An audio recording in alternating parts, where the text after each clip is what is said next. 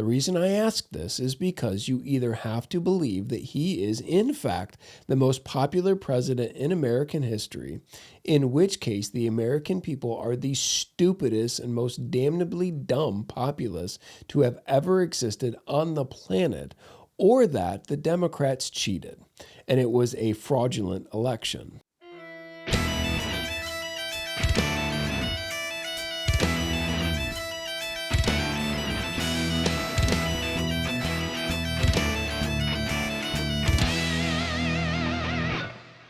Now that the first presidential debate is behind us, if you want to call it that, and everybody and their grandmother has already provided their commentary, I thought I would provide a thought or two.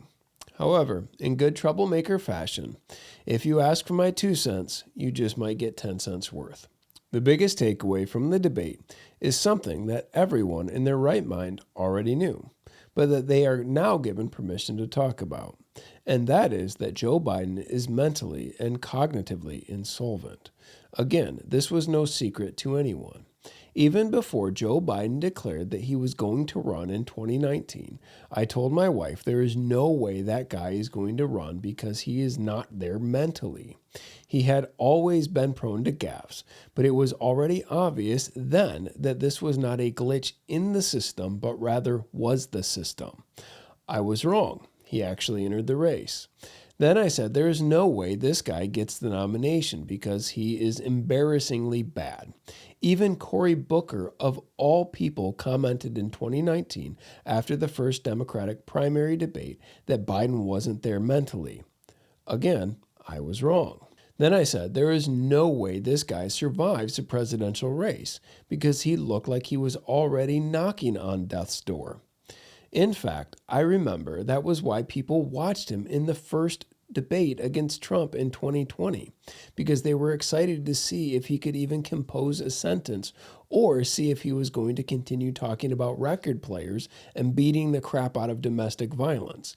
Again, I was wrong. Biden managed to not glitch out in public at the debate, which led to us getting the most popular president in American history ever. Which leads me to my first general observation now that it's okay to say the quiet part out loud. Therefore, let me ask these questions as loudly as I can.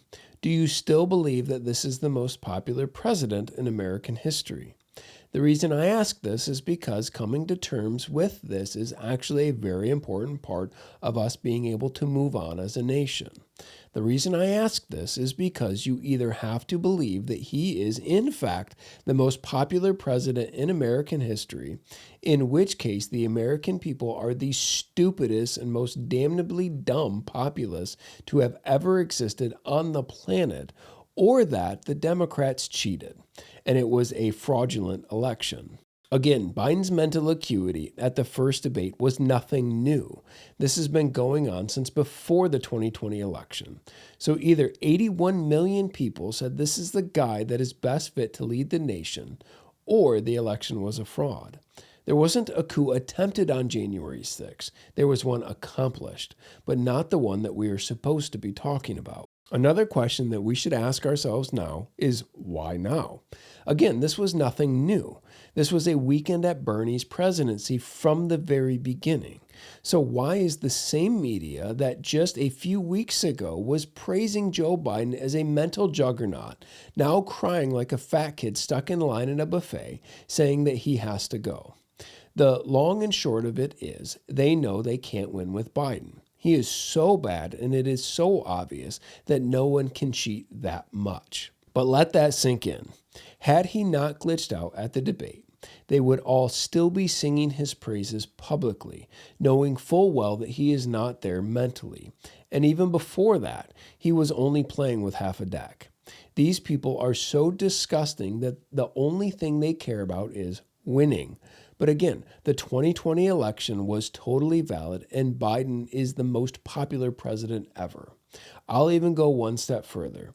If they are unable to get Biden out, or if he doesn't accidentally have a heart attack, then all of those same people who have been saying for the past week that he has to go will switch their tune and say again he is a mental giant and that it was just a fluke. The godly troublemaker exists to shine the light of Christ in the eyes of the idols of our day.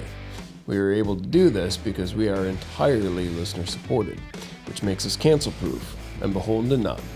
Your gifts of any amount support godly troublemaking and enable us to cut straight in a crooked world. Thanks for your support. I'm watching all of this and thinking it's wonderful that Biden is hanging from Haman's noose. He is a horrible human being and is getting what he deserves, and so too are the Democrats.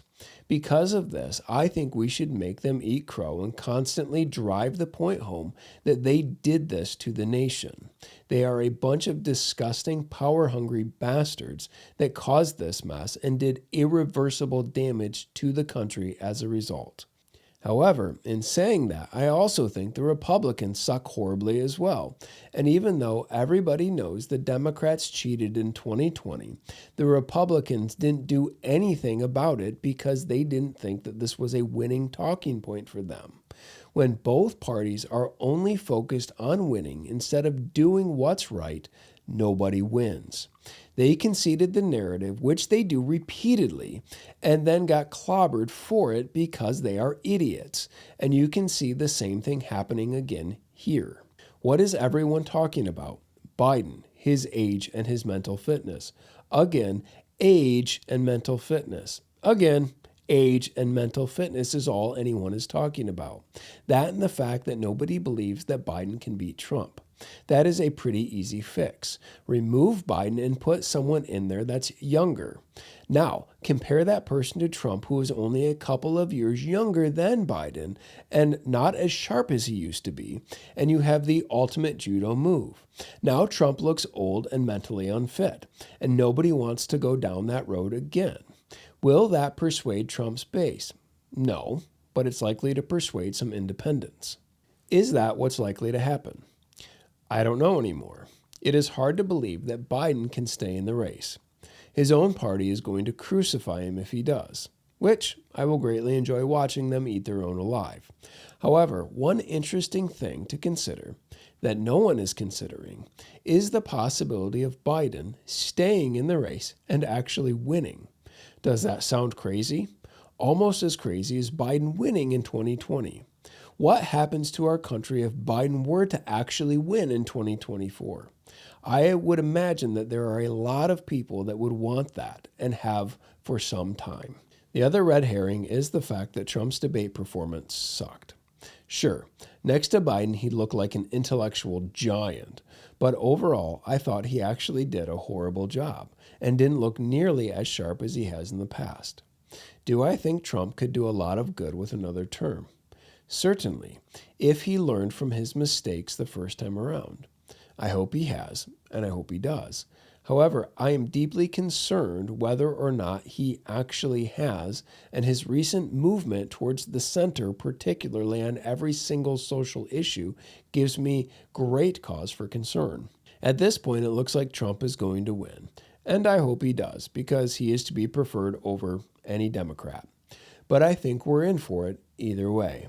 However, either way, as Christians, we should step back from all of this mess and take responsibility for the part we've played in all of it. COVID and all of the crazy that followed exposed just how derelict most churches' public theology was and still is. It also exposed how divided the church actually is and how we have a lot of things we have to work out before they will ever get worked out in our country. Cheers.